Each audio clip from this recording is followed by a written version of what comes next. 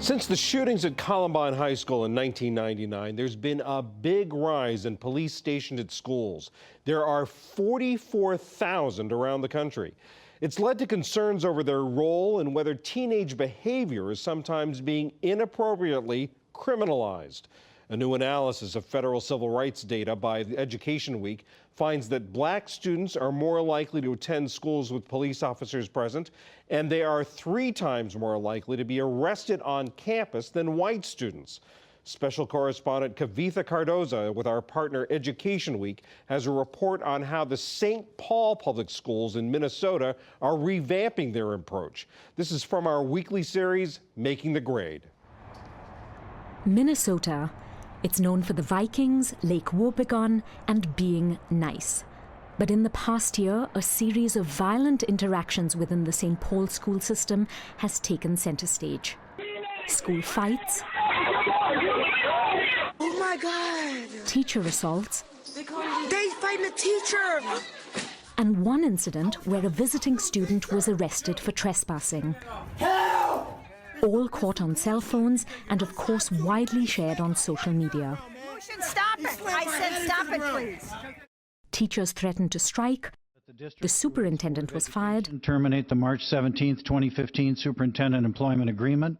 And more than 100 students walked out in protest. Mecca Abdur Salam is a senior. The truth is I don't feel safe around police anymore. Like, it's point blank, period. Students like Safaya Al-Aziz Mohammed say rocky police-civilian relations have filtered down to schools all over the country.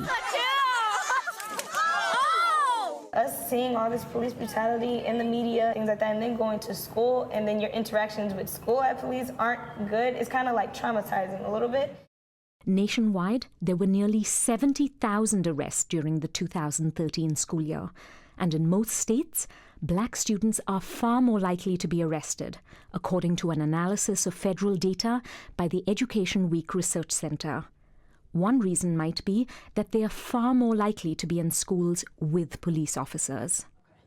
Laura Olson is trying to change the relationship between students and police officers in St. Paul schools. If students don't feel safe when they come to school, they're not going to be in a position to learn. One of the first things she did, change the uniforms. Some students expressed that they felt uncomfortable, kind of that paramilitary look.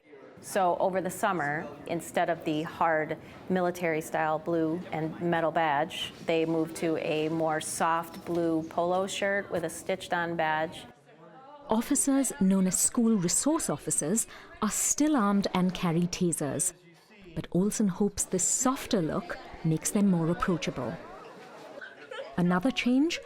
Clarify when SROs should step in and when they should step aside. We realized that we had a bit of a disconnect between what is perceived as behavior and what is criminal activity.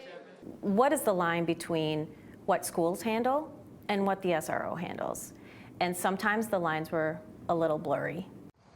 Commander Kevin Casper has also increased training for SROs in areas like mental health and de-escalation. He's creating a different mindset. We want to be more guardians than warriors. If a mom or dad caught their kid with marijuana, their first instinct wouldn't be to turn them over to the police and get them into the criminal justice system. Casper tells of a student who was suicidal. So the SRO kind of like became his life coach, coached him, trained him, and he actually made the football team and is doing great. That is a very emotional story for you. Tell me why. It's personal. We want, to think that cops don't want the best for the community and kids is way, way out of what I see day to day. So.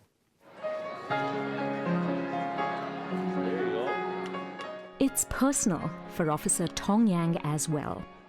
I'm also an advisor of the kids, social worker, counselor, a father figure, a coach in sports, life coach, a little bit of everything. Now, Yang only gets involved when there's an actual crime committed. Instead, he works on building relationships. we've been pushed to be more proactive, right? Be more visible, be more approachable, building that bond between us and the kids, having that trust factor. I like how he picked the hardest one to do first. Most St. Paul teachers want SROs in schools. They recently threatened to strike over school violence. As teachers, we really just want to feel like we're supported fully by everyone.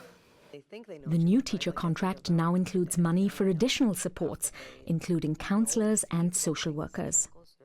So, have efforts to overhaul school policing in St. Paul worked? It's barely been a year, but the police point to far fewer student arrests, and administrators say the school climate has improved. But are some students? They aren't so sure. It's a tough question. I'll say it was better than last year. But the year's not over though. yeah, that's true. That's true. For the PBS NewsHour and Education Week, I'm Kavita Kaduza reporting from St. Paul, Minnesota. Feel like we did make